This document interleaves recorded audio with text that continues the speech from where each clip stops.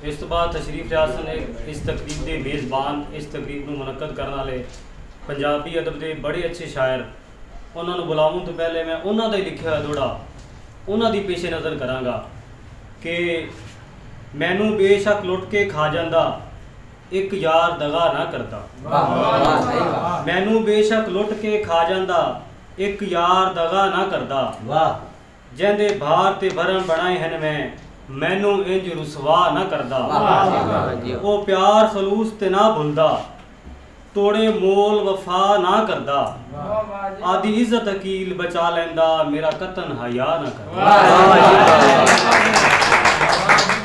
मैं दावत इस तशरीफ लियासन पंजाबी अदब के बड़े अच्छे लिखारी, बड़े अच्छे शायर, मेरी मुराद जनाब मास्टर अकील आजिज भट्टू साहब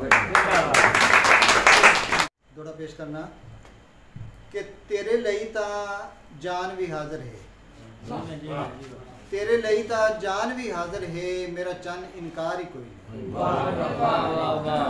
तेरे लई ता जान भी हाजिर है, मेरा चन इनकार ही कोई नहीं। तेरी खुशियां तू जिंद वार देना मेरे लई दुश्वार ही कोई। पर मेरे नाल मुहब्बतां दा ओ कीता तोए इजहार ही कोई नहीं। अफसोस अकील दे प्यारां ते तन चन इतबार ही कोई।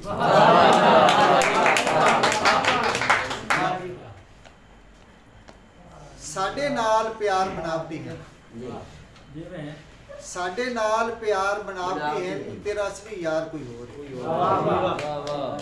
साडे नाल प्यार बनावटी है, तेरा असली यार कोई होर है। ये दोड़ा है जी मेरा मशहूर जमाना गीत इशफाक हुसैन रिजवी ने गाया, साडे नाल अगला प्यार हुण रहा नहीं, तू कदी साडा यार सी यार हुण रहा नहीं।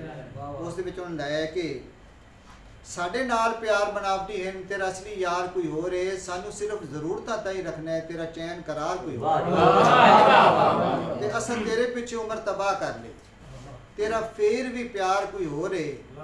हीरा समझ अकील दा चाई फिरदा है, वो तेरा असल म्यार कोई लोका बाणे हातम ताई होसे, लोका बाणे हातम ताई होसी, साडे कान बखील करूं।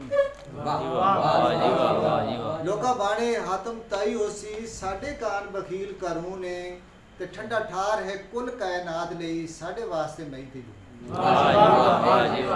नित खुशियां वंडदे गैरां विच, साडे खस के अमन सकून है।